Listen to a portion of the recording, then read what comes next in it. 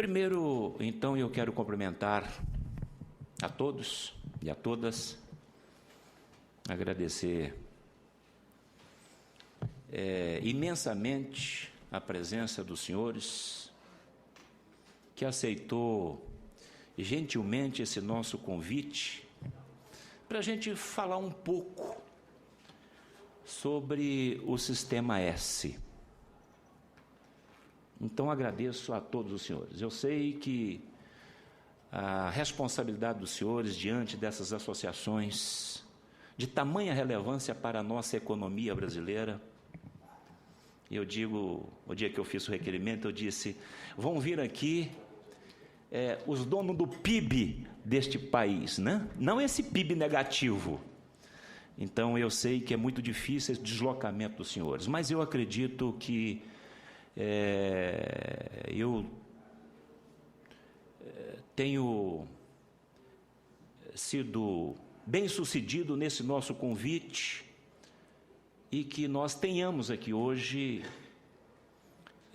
proveito desse nosso encontro.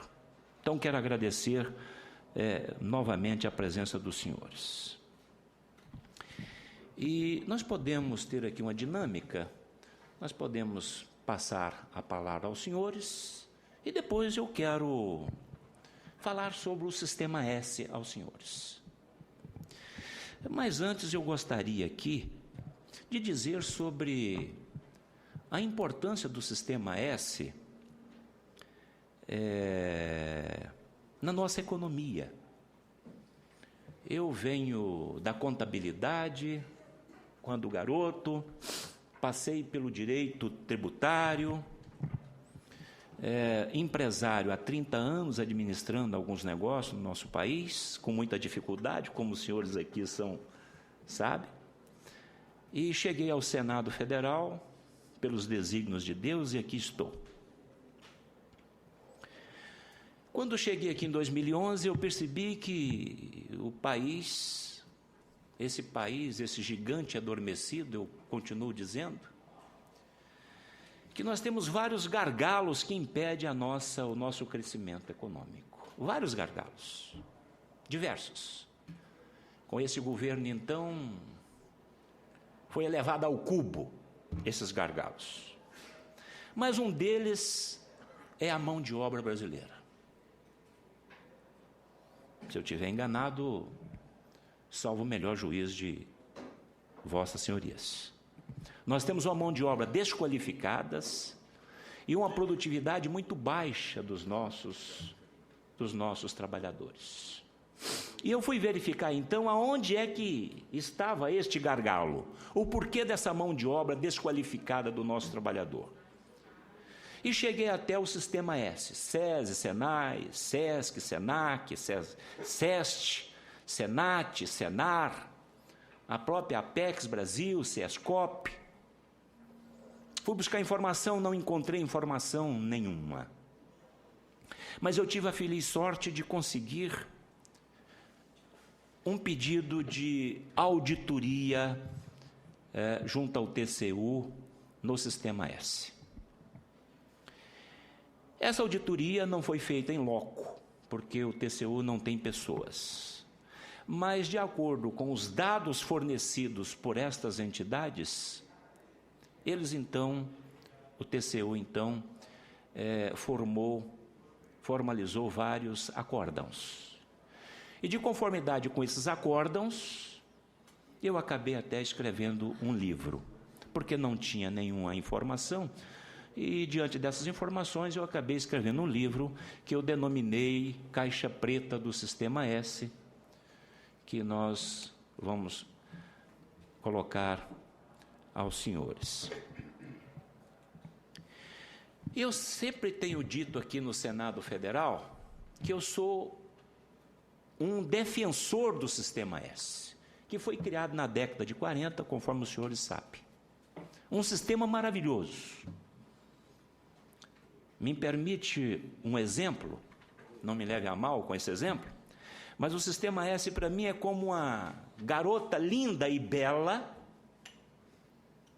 que cresceu e se prostituiu.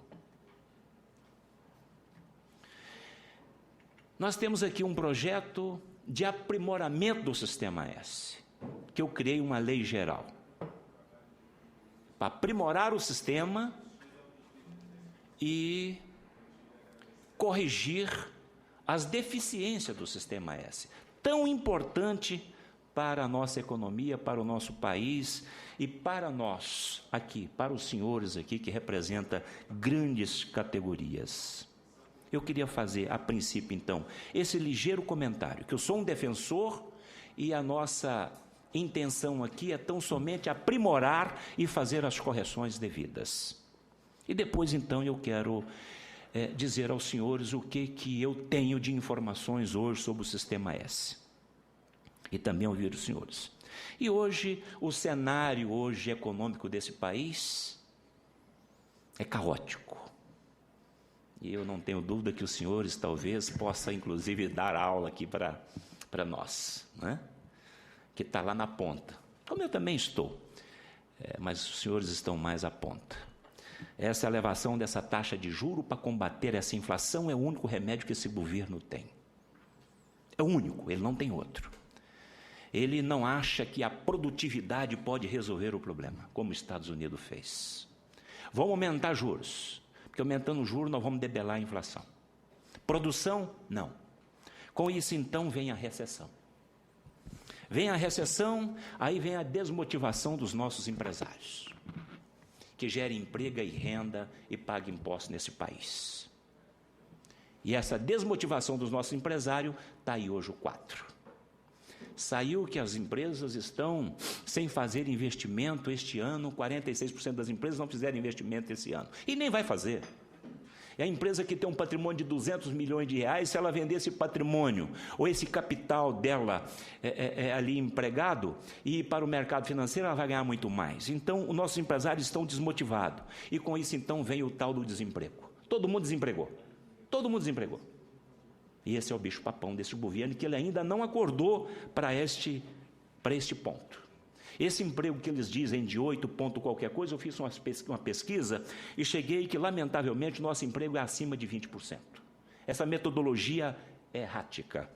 E aí, depois do desemprego, então, vem a criminalidade. Eu queria só fazer esse breve comentário e agradeço o senhor por ter me ouvido fazer esse comentário e até um desabafo. Porque aqui, ao invés de aumentar a taxa de juro, eu aposto e eu falei com o ministro Levi. Vamos produzir.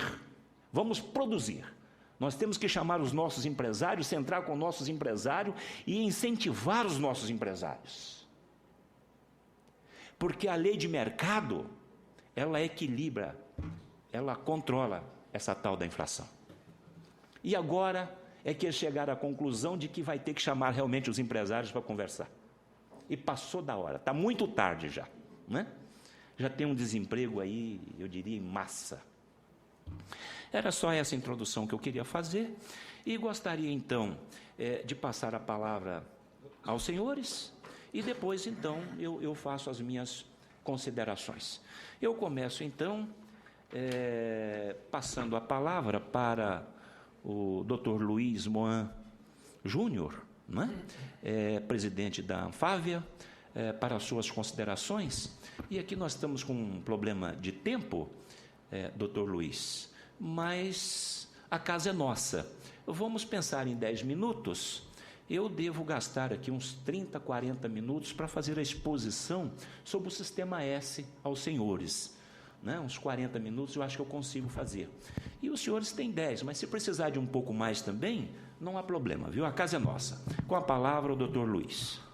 Bom dia a todos e a todos. Permita, caro senador Taíde, em seu nome, cumprimentar aqui a casa, a comissão, os senadores presentes, e dizer que eu tenho uma satisfação muito grande de discutir esse assunto. Eu ingressei na indústria automotiva há 40 anos, justamente na área de recursos humanos, e dentro de uma das tarefas, cuidando da parte de aprendizagem industrial. Então, eu conheço bem os efeitos positivos do treinamento, da qualificação que as nossas associadas fazem, e elas fazem, via de regra, em convênio com o Senai, se apoiando no trabalho do Senai.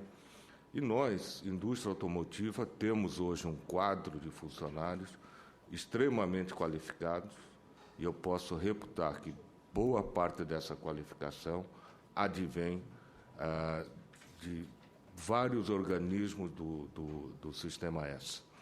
Entre eles o Senai, como eu disse, no treinamento, qualificação básica. Como o senhor disse, nós estamos numa crise nesse momento. Eu tenho hoje cerca de 30 mil funcionários ou em férias não voluntárias, férias determinadas, layoff, justamente para que possamos enfrentar a crise desse momento. E aí, nesse momento de dificuldade, mais uma vez, o Senai tem nos apoiado com a requalificação profissional desses funcionários nossos que estão colocados dentro do chamado sistema de layoff. Mas eu acho que não se esgota aqui o papel, eu acho que o SESI tem um papel muito importante também, impossível de suprir a necessidade de ensino básico, mas tem um belíssimo trabalho na parte do ensino básico, saindo um pouco da área industrial, mas indo para a área comercial. A nossa rede de concessionários, nós temos hoje somente na parte veículo, quase 6 mil concessionários pelo Brasil inteiro, e elas se utilizando, inclusive, treinamentos promovidos pelo SENAC, aí na área comercial. Na área dos nossos clientes, o SEST, ligado à área de transporte, tem qualificado e trabalhado com muita intensidade, junto, inclusive, com a FAB, no treinamento dos caminhoneiros, dos grandes frotistas. E eu queria destacar aqui ainda o papel do SEBRAE agora, que está fazendo, na minha visão, um belo trabalho de gestão, de preparação, de treinamento em gestão dos micros e pequenos empresários, que eu não tenho dúvida que serão parte da sustentação do desenvolvimento econômico do Brasil daqui para frente. Eventuais falhas podem acontecer, sem dúvida, mas aí é uma questão de gestão. E quando a gente fala em gestão, eu gostaria de lembrar, senador, um ponto específico. O Sistema S tem uma visão nacional, mas a sua gestão ela é descentralizada. Nós temos fábricas em 7 estados da federação. Nesses 7 estados, as nossas associadas e a minha própria empresa, nós trabalhamos muito em conjunto com os gestores dos vários organismos do Sistema S para que possamos buscar, em conjunto, uma maior eficiência e eficácia.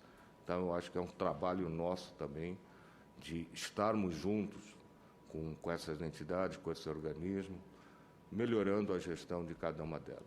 Então, eu acho que essa é a posição nossa e agradeço aqui a oportunidade. Obrigado, doutor Luiz, pelas suas considerações.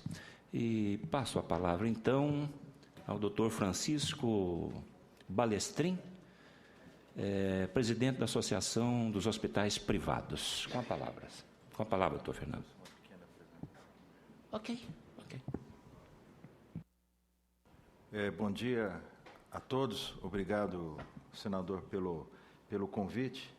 Nós, enquanto uma entidade estruturante no setor de saúde, gostamos sempre de participar dessas discussões, exatamente para que a gente possa trazer a nossa contribuição a essas discussões e, ao mesmo tempo, cumprimento os meus colegas de entidades associativas aqui que vêm trazer o seu ponto de vista. Eu posso ficar nessa posição? Posso levantar? Pode, fica à vontade. Então,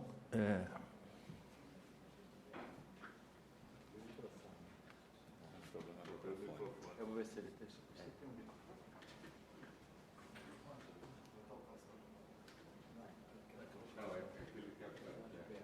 Tem um microfone? Tem problema? Tem? Então, acho que retira a cadeira, doutor Fernando. Eu acho que dá para o senhor falar por aqui. Não tem problema. Muito bom. Podia passar o próximo, por favor? Então, nós vamos fazer esses breves comentários a respeito dos recursos humanos no setor de saúde, que é evidentemente um setor fundamental para o nosso país. Hoje nós representamos algo em torno de 9,3% do PIB, o que significou o ano passado algo em torno de 480 bilhões de reais, que foram absolutamente divididos entre o setor público e o privado, 45% do setor público e 55% do setor privado. Há de se chamar a atenção de que das 10 maiores economias do mundo, somente 2 têm esse perfil, onde o setor privado é maior que o setor público. Os Estados Unidos, evidentemente, e o Brasil. E há de se considerar, evidentemente, que o setor, que a sociedade brasileira, ela tem uma estrutura socioeconômica e cultural muito diferente da americana. Então, teoricamente, não deixa de ser uma iniquidade você ter um setor privado maior que o setor público. E é importante também que saibam os senhores que no setor privado nós temos basicamente 2 elementos de sustentação do setor.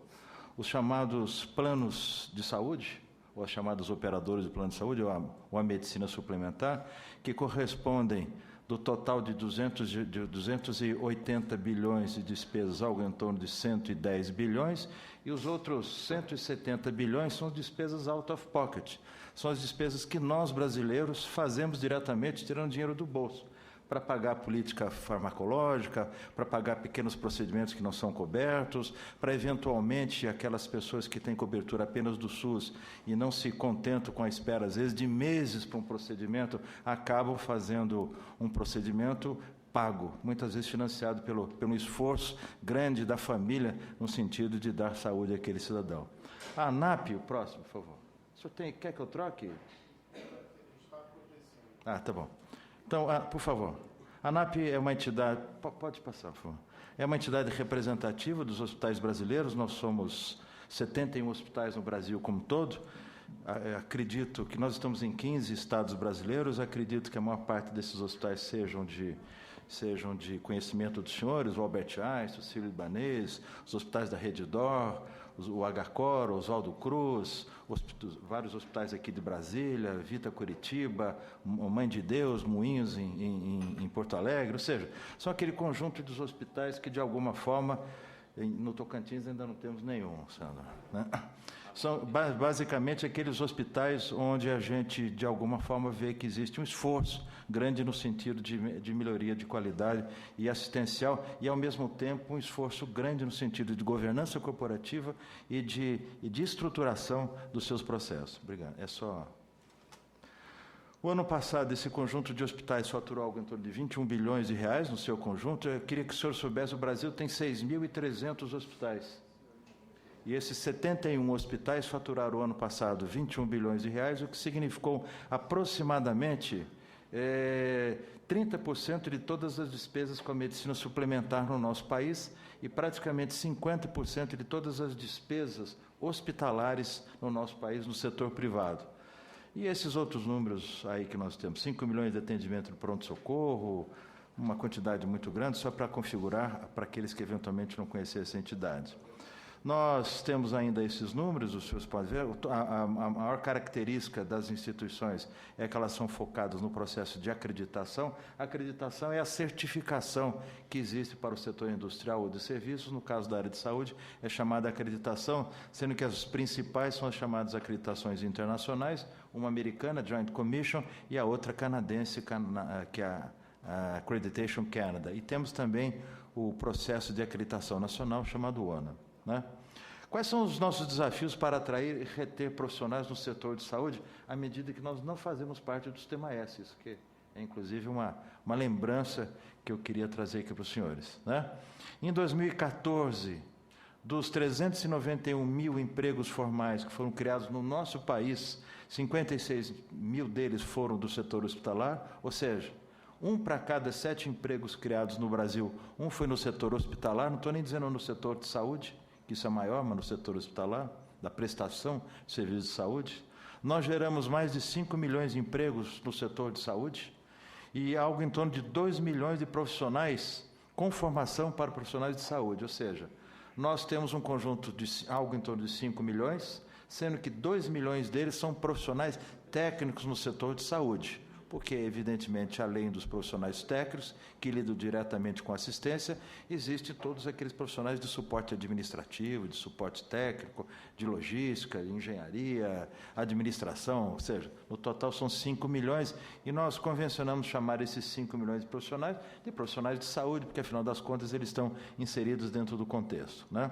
São, evidentemente, trabalhadores altamente especializados. Os senhores vão ver que quase 40% dos profissionais que trabalham e atuam dentro de uma instituição de saúde têm uma formação universitária ou uma formação no mínimo nível médio, e sempre com especialização.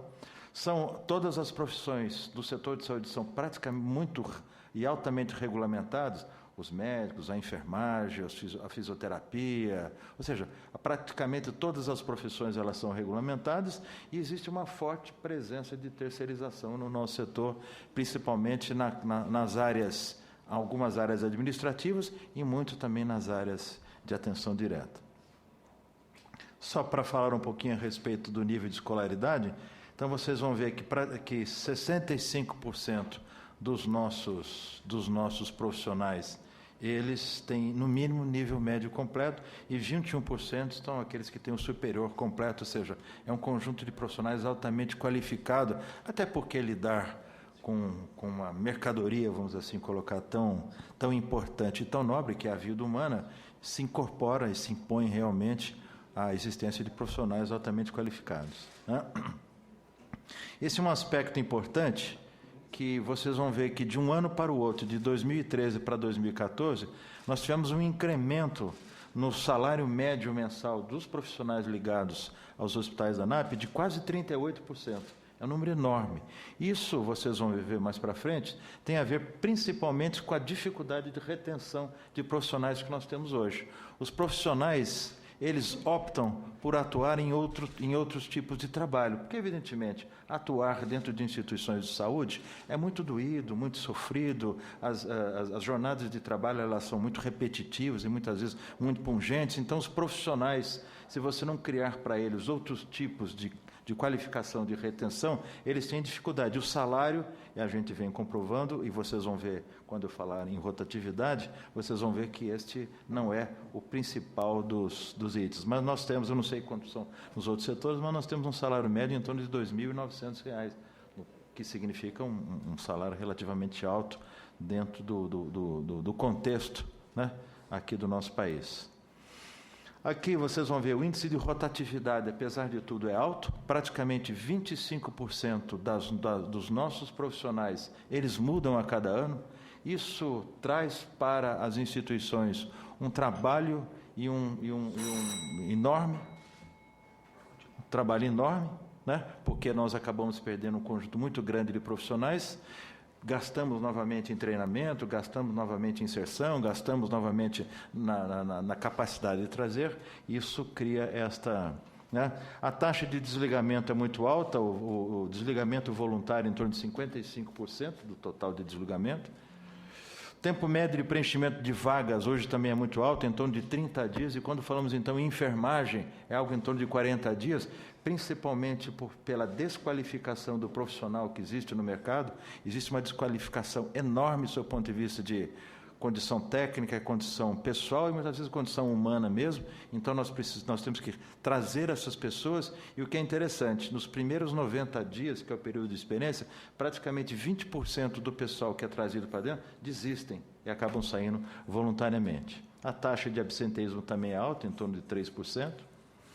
A quantidade de profissionais por tipo de profissional, principalmente naqueles profissionais com deficiência física, e vocês sabem que as instituições de saúde elas têm uma necessidade de ter profissionais com deficiência física dentro da estrutura.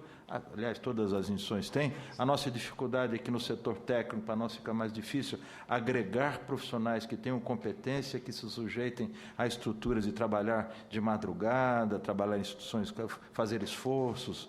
Ou seja, isso é uma condição para nós. E aqui, finalizando, senador, algumas possíveis sugestões que a gente pode trazer exatamente para enriquecer o debate. Primeiro, o Sistema S para a saúde. Não existe um Sistema S para a saúde. O Sistema S na saúde ele está dentro do SENAC, dentro do comércio. O setor de saúde no nosso país, por incrível que pareça, é considerado comércio.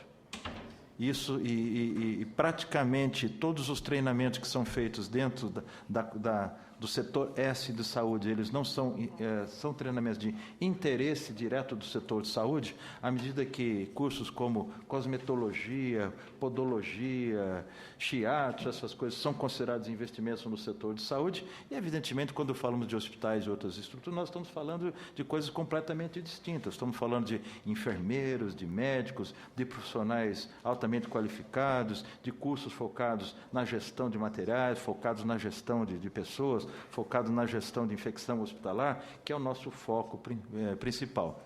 A outra seria a atualização da legislação com pessoas com deficiência, até para enriquecer o debate aqui, à medida que é difícil. Hoje, nós temos um equilíbrio entre aquilo que o mercado, entre aspas, consegue fornecer e aquilo que as instituições precisam agregar. A maior parte das nossas instituições tem mais de 1.000 funcionários e, consequentemente, nós temos que ter 5% do nosso corpo de funcionários com deficiência física, o que torna absolutamente difícil essa consignação, e também a chamada regulamentação da terceirização, à medida que eu disse no instante inicial, que nós temos um conjunto muito grande de profissionais ligados à terceirização. Obrigado, ministro, e fico à disposição.